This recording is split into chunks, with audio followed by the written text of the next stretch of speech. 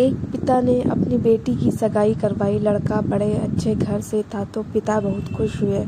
लड़के और लड़के के माता पिता का स्वभाव बड़ा अच्छा था तो पिता के सिर से बड़ा बोझ उतर गया। एक दिन शादी से पहले लड़के वालों ने लड़की के पिता को खाने पर बुलाया। पिता की तबीयत ठीक नहीं थी फिर भी वह ना कह सके।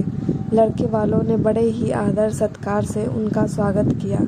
फिर लड़की के पिता के लिए चाय आई। शुगर की वजह से लड़की के पिता को चीनी वाली चाय से दूर रहने को कहा गया था, लेकिन लड़की के होने वाली ससुराल घर में थे तो चुप रहकर चाय हाथ में ले ली। चाय की पहली चुस्की लेते ही वो चौंक से गए। चाय में चीनी बिल्कुल ही नहीं थी और इलायची भी डली हुई थी। वो सोच में पड़ गए कि ये लोग भी हमारी जैसी ही चाय पीते हैं।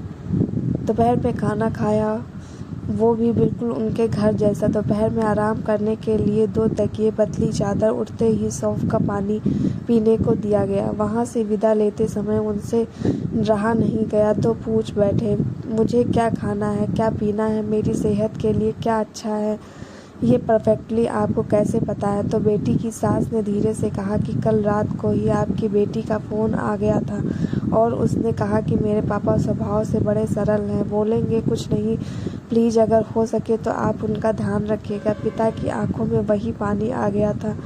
लड़की के पिता जब अपने घर पहुंचे तो घर के हाल में लगी अपनी स्वर्गवासी माँ की फ़ोटो से हार निकाल दिया। जब पत्नी ने पूछा कि ये क्या कर रहे हो तो लड़की का पिता बोले, मेरा ध्यान रखने वाली मेरी माँ इस घर में से कहीं नहीं गई है, बल्कि वो तो मेरी बेटी के रूप में इस घर में रहती है। और फिर पिता की आंखों में आंसू छलक गए और वो भपक कर रोने पड़े।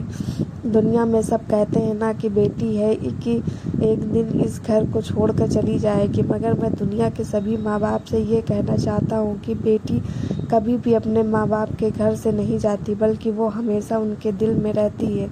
आपको हमारी प्रस्तुति कैसी लगी? अपने अनमोल विचार कमेंट्स में ज़रूर दीजिएगा। ऐसी ही और दिलचस्प धार्मिक प्रेरणादायक कहानी के लिए आप हमें फॉलो करके सहयोग करें। धन्यवाद।